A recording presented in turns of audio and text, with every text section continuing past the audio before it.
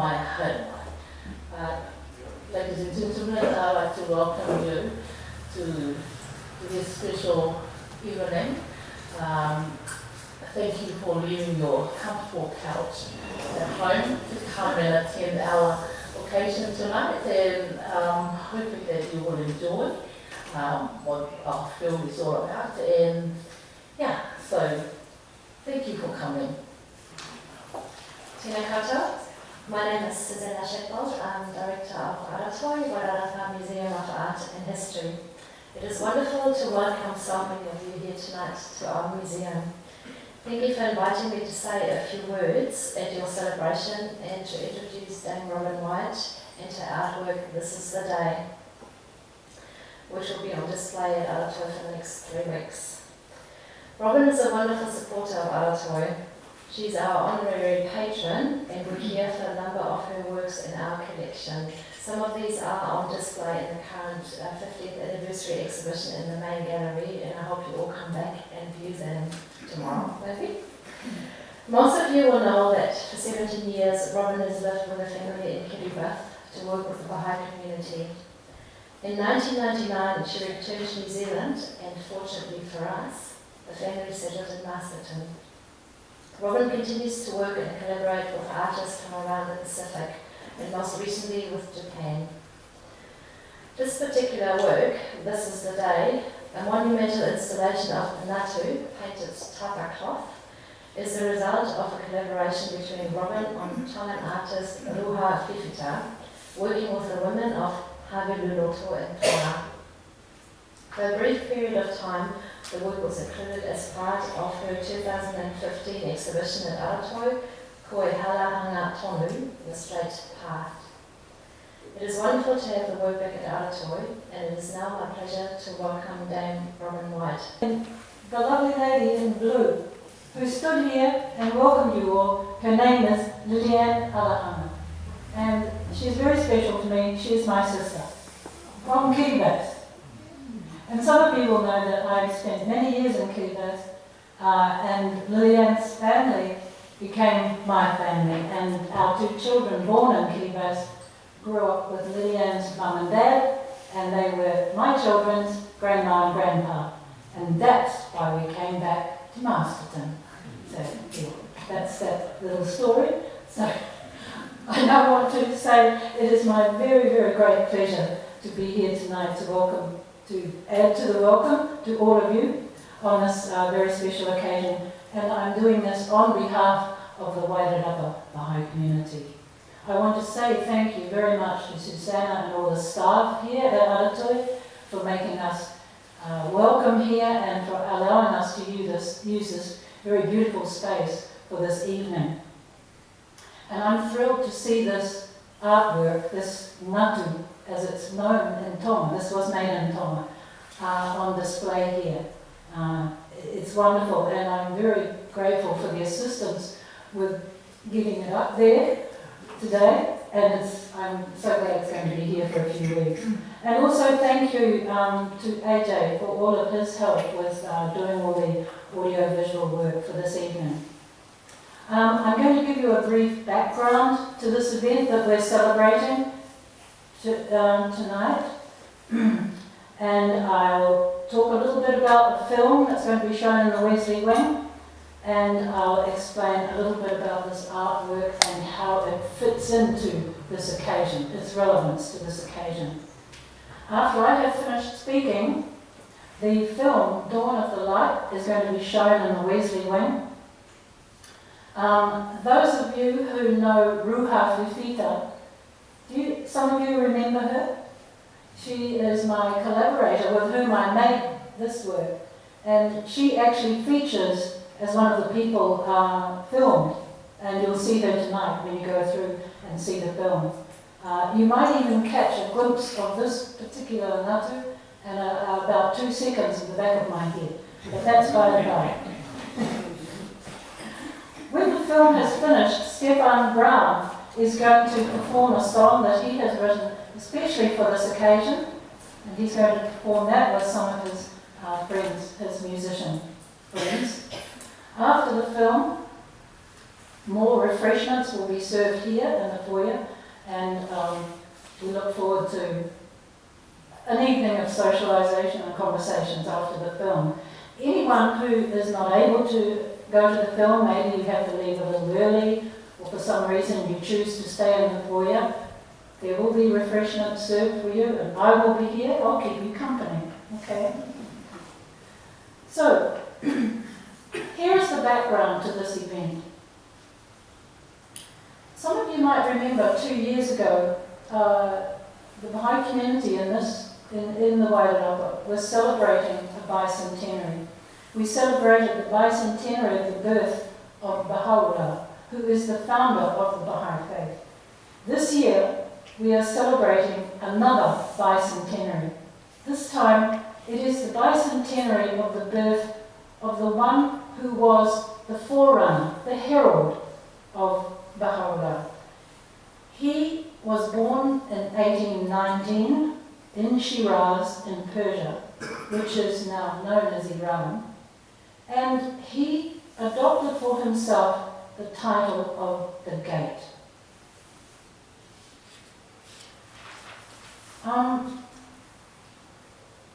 I want to tell you a little bit about what his mission was, what he set out to do. His stated mission was to prepare people for the coming of Baha'u'llah, for the imminent appearance of Baha'u'llah. And his method, the method he used, was very bold and very challenging. He set out to challenge, to uproot the age-old customs and thinking of the time. And in some ways a little bit like gardening. His purpose was to, in a sense, prepare the ground for fresh growth. And that required some effort and a great deal of challenge and a lot of difficulties. I want to put that into the context of Persia in the 19th century. Okay, Persia in the 19th century was essentially a church state. The Muslim orthodoxy was the basis of its culture, and the Shah, the king, was a complete despot with absolute arbitrary rule. There were no laws or statutes to guide public affairs at the time. There was nothing similar to, say, a House of Lords or a Privy Council. There was no Senate, no Parliament, no civil tribunal, and corruption and bribery were the general mode of operation. This was the circumstance in which the Bab appeared. And so you can imagine what a challenge he had to reshape the ways of thinking, the ways of behaving at that time. In English literature, there are numerous accounts, numerous descriptions of what life was like in Persia in the middle of the 19th century. There's a very interesting description from Lord Curzon, who was a statesman who was stationed in the Middle East. He said, this is what Lord Curzon wrote: "Under an administration in which every actor is, in different aspects, both briber and the bribed, and a judicial procedure without either a law or a law court, it will be readily understood that confidence in the government is not likely to exist, that there is no personal sense of duty or pride or honour, no mutual trust or cooperation, except in the service of ill-doing, no disgrace and exposure, no credit and virtue, above all, no national spirit or patriotism." Such was the climate in Persia in the middle of the 19th century. So, as one might expect, things didn't go easily in those early days of the spreading of the teachings of the Bible. And as you might expect, his appearance and the spread of his teaching precipitated an astonishingly dramatic and really convulsive series of events. You might say it was a seismic moment that really shook the foundations of society at that time and set in motion a chain of events that has resulted, ultimately, in the emergence of increasing numbers of communities all around the world where patterns of thought are being challenged and reshaped to meet the needs of the present time. So, one might wonder, how did it all start? How does a new religion, a new day, in a spiritual sense, begin? Given that it created such a turmoil throughout Persia, one might think that it would begin with a hiss and a roar, but not so. It actually began with just two people, the Bab and his young companion, in a private conversation, in a room, in a house, in Shiraz, on the night of May the 23rd in 1844. And on that night, that young man became the first follower of the Bab. It didn't take long for the news of the Bab's appearance to spread. And large numbers of people in cities and towns throughout Persia became attracted to his teachings. The spread and acceptance of these new and radically different teachings being promulgated by the Bab and by his followers, as you can fully expect, created a great deal of alarm amongst the institutions of the time and amongst the religious leadership. And the response of the authorities and of religious leaders was instant, and it was savage, it was brutal. While the followers of the Bab were being persecuted, arrested, persecuted, tortured, imprisoned, and killed, the Bab himself was arrested and moved from prison to prison, until finally on July 9, 1850, after a ministry of only 9 years, he was executed by a regiment in the public square of Tabriz. It was an event witnessed by thousands of onlookers, including representatives of the British, French and Russian interests in Persia at the time, and their written accounts can be seen in archives and museum collections in Europe. Soon after the martyrdom of the Bab, the one foretold by him, Baha'u'llah, was imprisoned in Tehran, then sent into exile.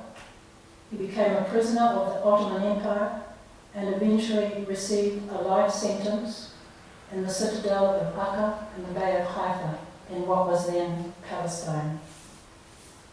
It was in that land that Baha'u'llah died and was buried, which explains why, as a result of a series of historic events, the Baha'i World Centre is based in Israel. It also explains why the body of the Bab was eventually brought to Israel and is buried on Mount Carmel. And you'll see photographs of the shrine of the Bab when you go into the Wesley wing to view the film. And in fact, the events that I very sketchily outlined here are also addressed in the film. And in watching the film, you'll be able to learn a little more about the life of the Bab and Baha'u'llah. So, one wonders then, what were those ideas, those teachings, those concepts that were spread by the Bab and by his followers that attracted such intense interest, that stimulated an intellectual discourse that threatened orthodox thinking, that unsettled institutions of government, that enraged the religious authorities, who persuaded the ignorant masses to commit acts of unbelievable cruelty against the followers of the Bab and Baha'u'llah. What were those teachings? Well, here they are. Humanity is one family, one people. Women are equal with men. Education must be universal. Truth and the exercise of our intellectual faculties must prevail over fanciful theories and prejudices. Trustworthiness. Every human affair depends upon trustworthiness. I mean, these were the teachings that were being promoted. Do they sound outrageous and threatening? I think many of the world's people now, and I'm sure all of us, agree in principle with those teachings that I've just outlined. But imagine in Persia in the middle of the 19th century, hearing that men and women are equal. That was unthinkable. And in fact, there are many heroines amongst the early believers of the Baha'i faith in Iran who are outstanding for their courage and for what they did. One outstanding character is Tahireh, known in Persia as a poet. Her name was Aratoi, and she was highly regarded as a poet. She fearlessly proclaimed the equality of men and women. She removed her veil in public. She was arrested. She proclaimed that the equality of men and women would be established, and then she was killed. Such was the fate of anyone who dared to step outside the norm. But these spiritual principles that I've just outlined, I'm sure all of us agree in principle with them. But of course, it's one thing to accept something in principle. It's quite another to take it on board and believe it wholeheartedly with all your heart, and yet it's even harder still to refashion society by giving collective expression to that principle. To figure out ways to work together with your neighbours, with your friends, with others, to make it an actual reality in our community. So, my question is, what might a collective expression of spiritual principles, such as the oneness of humanity, the equality of men and women, the elimination of prejudice, and so on, what might they look like in action? And that's where I think you might find the film tonight very interesting. It shows examples of how individuals in very diverse settings, different parts of the globe, are working together in collaboration with their neighbours and friends and striving to focus the light of the teachings of the Bab and Baha'u'llah on the chronic problems that afflict the society around them. In doing that, they're applying programs of practical action based on spiritual concepts.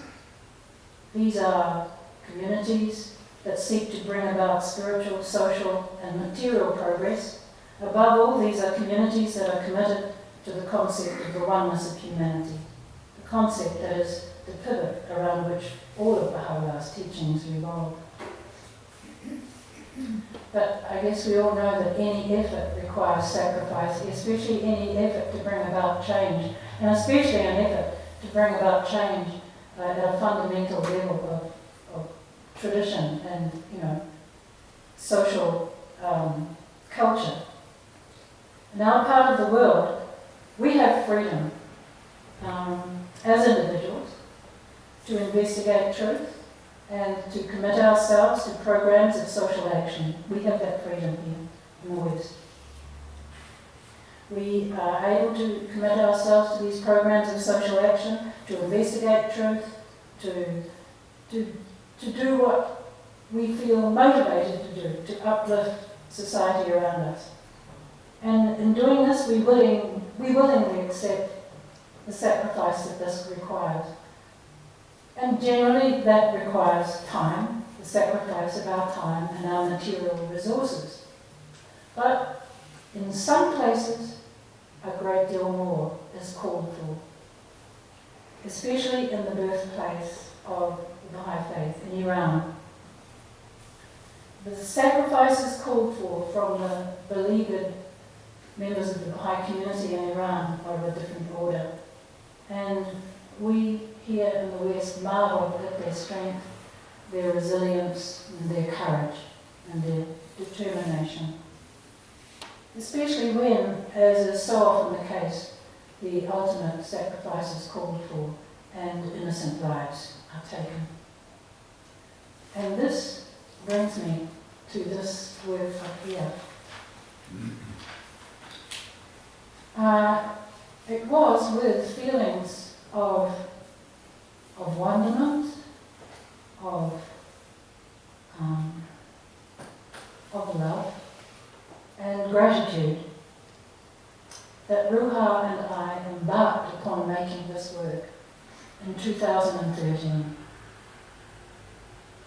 That particular year marked the 30th anniversary of the death of 10 Baha'i women who were executed in Iran on the 18th of June, 1983.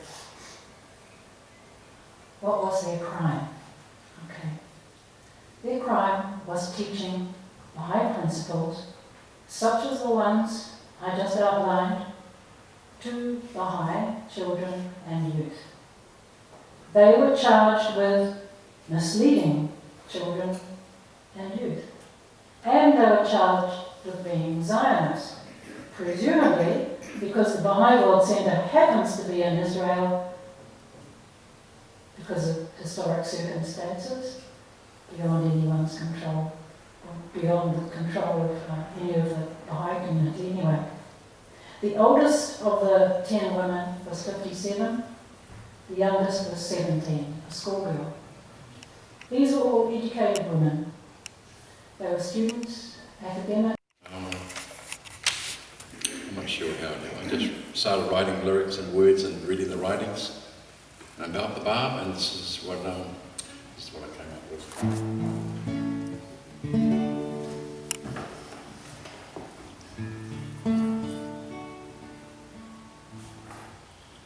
Upon the tree of paradise, there sang a bird, nightingale so wise. How long he sat, drifting in and out of time.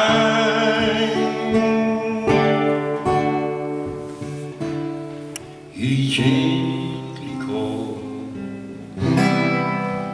to all mankind, and climb your ears to the nightingale of paradise. Open your eyes, that you may see the light of paradise.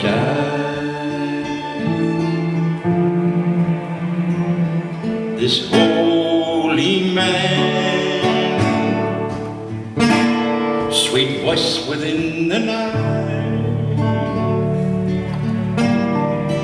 gate was opened wide for he who has sight. How long he wept, drifting in and out of time, but he gently called to all mankind.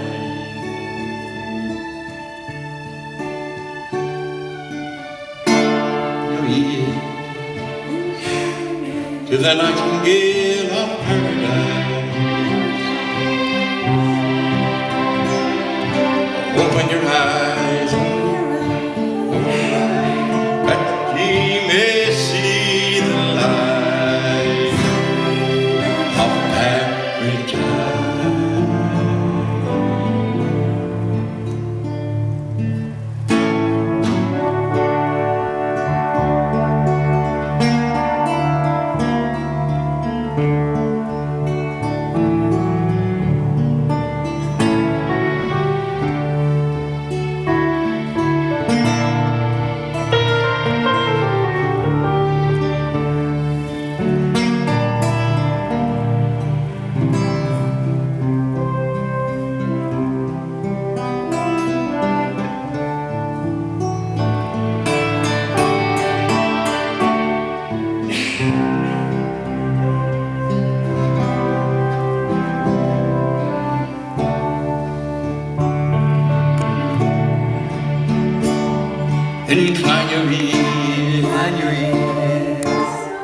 the nightingale of paradise.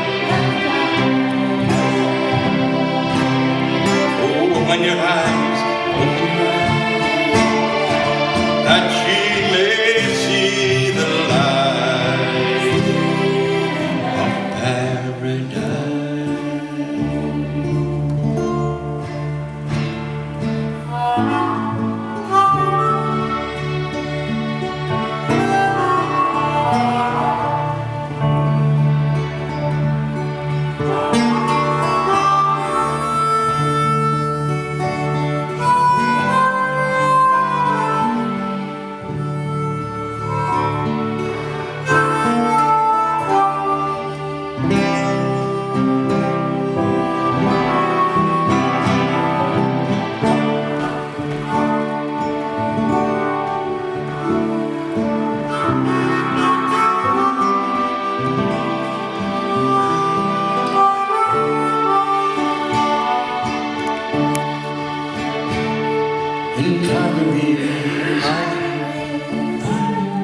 Your nightingale of paradise.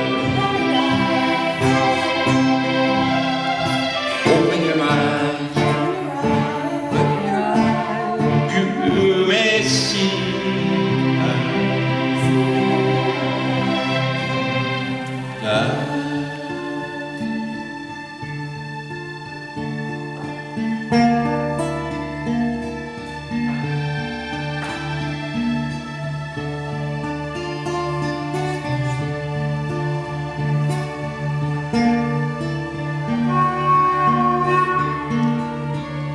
the Baha'i rose,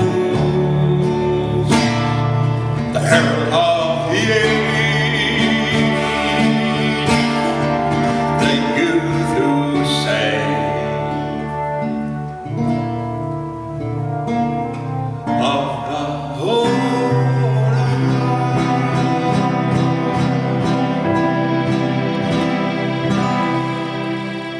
glory of God.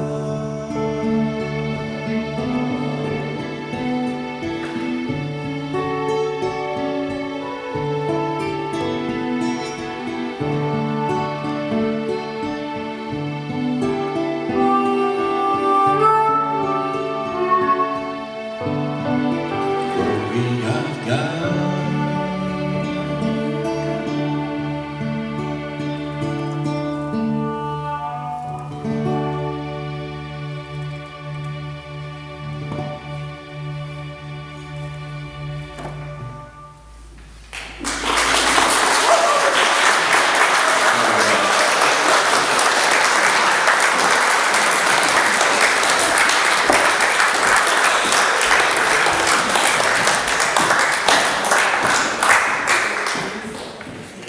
Very big thank you to my musician friends, Rob, Keith, Deanna, Lily, thank you for joining me.